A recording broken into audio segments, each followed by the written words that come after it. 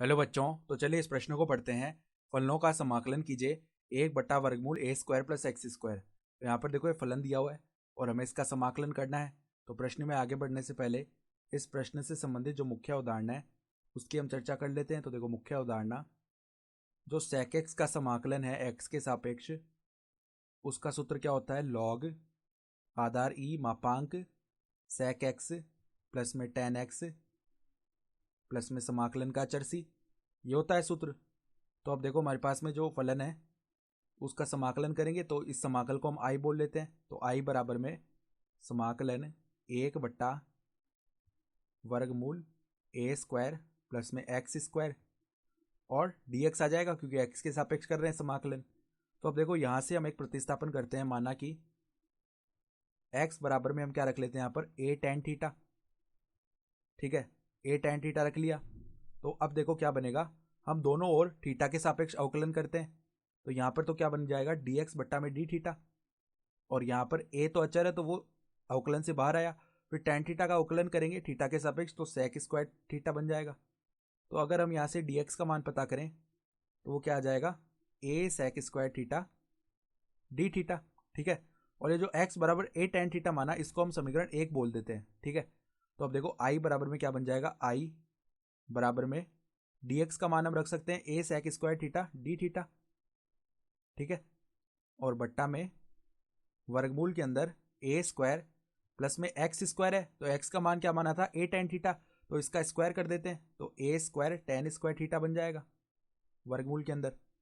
तो अब देखो यहाँ से हम वर्गमूल के अंदर a स्क्वायर को उभयनिष्ठ निकालेंगे तो 1 प्लस tan स्क्वायर थीटा बचेगा, और 1 प्लस tan स्क्वायर थीटा कितना होता है sec स्क्वायर थीटा।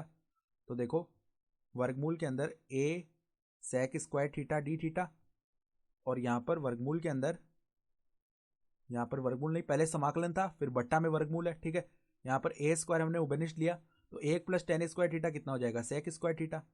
ठीक है, तो अब देखो वर्गमूल हटेगा तो यहाँ पर बट्टा में a sec थीटा बच जाएगा। तो समाकलन a sec square theta d theta बट्टा में a sec थीटा। तो अब देखो a से a भाग हो गया और एक sec थीटा से एक sec थीटा भाग हो जाएगा, तो क्या बचा हमारे पास में sec थीटा d थीटा। और इसका जो सूत्र है वो मुख्य उदाहरण में हम लिख चुके हैं। तो ये क्या बन जाएगा, लॉग आधार ई मापांक sec थीटा प्लस में tan थीटा प्लस में समाकलन का अचर, एक बार के लिए हम क्या बोल लेते हैं k बोल लेते हैं अचर को।